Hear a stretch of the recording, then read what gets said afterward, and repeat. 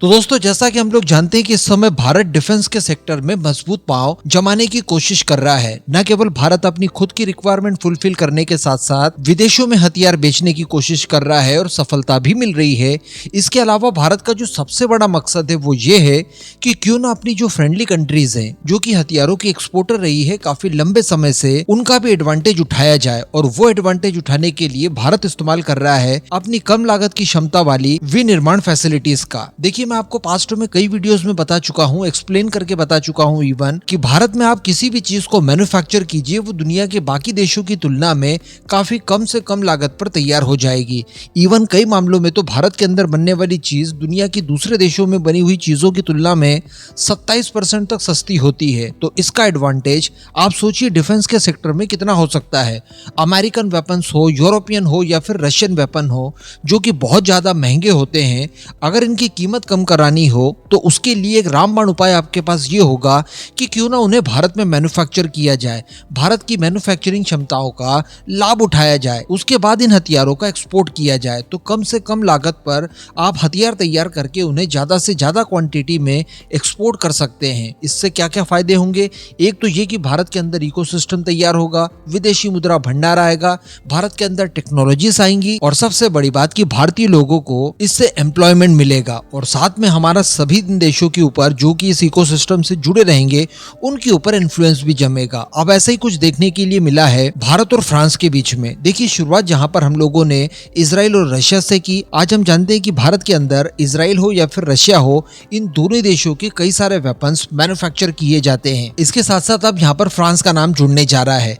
देखिए, भारत और फ्रांस संयुक्त रूप से एक आर्टिलरी गन बनाते हैं जिसे ट्राजन 155 के नाम से जाना जाता है। बताया जाता है कि ये भारत और फ्रांस के द्वारा संयुक्त रूप से विकसित की गई है और लार्सन एंड टूब्रो, यानी जिसे एलएनटी के नाम से हम लोग जानते हैं, ये भारत के अंदर ही इसका मैन्युफैक्चरिंग करती है। बताया जाता है कि ये आर्टिलरी सिस्टम काफी ज्यादा उन्नत है और काफी ज्यादा भरोसेमंद है।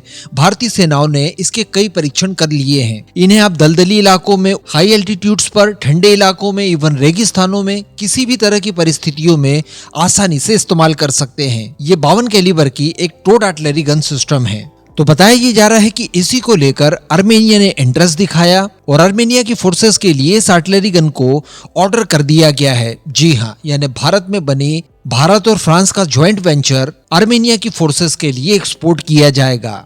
तो आर्मेनिया और भारत के बीच में जो डिफेंस रिलेशनशिप है वो और ज्यादा और लगातार मजबूत होते जा रहा है। इवन अब आर्मेनिया दूसरे देशों के भी हथियार जो कि भारत में बने होंगे उन्हें भी खरीदते जा रहा है। इसके पहले भी हम लोग डिस्कस कर चुके हैं कि आर्मेनिया को Su-30 भी चाहिए और Su-30 में भी MKI वेरिएंट जो कि भारत की फोर्सेस खुद अपने लिए इस्तेमाल करती है। इवन उसके अंदर अपग्रेडेशन भी वो वाला चाहिए जो कि DRDO ने हमारी वायुसेना के लिए तैयार किया है। उसको लेकर भी संभवतः जल्दी कोई खुशखबरी मिल जाएगी। चूंकि वो बड़ी डील है, इस वजह से उसके ऊपर नेगोशिएशन वगैरह थोड़े और समय तक चल सकता है। लेकिन इस आर्टिलरी गन का ऑलरेडी इनकी तरफ से ऑर्डर दे दिया गया है।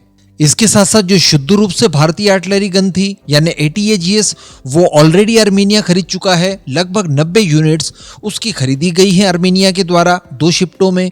इसके अलावा भी वेरियस तरह के हथियार वगैरह आर्मेनिया द्वारा भारत से खरीदे गए हैं। रिसेंटली ब्रह्मोस को लेकर भी खबरें निकल कर आई थी। तो कहने का मतलब इस समय आर्मेनिया सारी की सारी युद्ध की तैयारियां बिल्कुल उसी अनुरूप कर रहा है जिस तरह की तैयारियां भारतीय फोर्सेस अपने खुद के लिए करती है। और हम लोग जानते हैं कि आर्मेनिया भारत हो या फिर फ्रांस हो, दोनों के साथ अच्छे रिलेशनशिप एंजॉय करता है। कुछ ही समय पहले इस तरह की भी खबरें निकल कर आई थी जो मैंने आपको बताई भी थी कि आर्मेनिया और फ्रांस के बीच में कुछ डिफेंस टाइज हुई है, जिसके तहत कुछ छोटे मोटे से हथियार आर्मेनिया ने डायरेक्टली फ्रांस से खरीदे भी हैं। फ्रांस द्वारा भी अपना एक डिफेंस ऑफिशियल आर्मेनिया के अंदर पदस्थ किया है जहां पर उनका दूतावास है वहां पर, और इसी आधार पर एक चैनल तैयार होता है जिससे कि आर्मेनिया की डिफेंस रिक्वायरमेंट को फ्रांस फुलफिल कर पाए। लेकिन चूंकि फ्रांसीसी वेपन काफी ज्यादा महंगे होते हैं, इस वजह से ये लोग अपनी ज्यादातर हथियारों की जरूरत भारतीय हथियारों से पूरी कर रहे हैं और फ्रांसीसी वेपन के भी भारतीय वेरिएंट ये लोग अपनी सेनाओं के लिए खरीद रहे हैं, जो कि इफेक्टिव तो उतने ही हो लेकिन लागत में कम से कम हो। अब इस मुद्दे पर दोस्तों आपका क्या मानना है, नीचे कमेंट करके जरूर बताइएगा।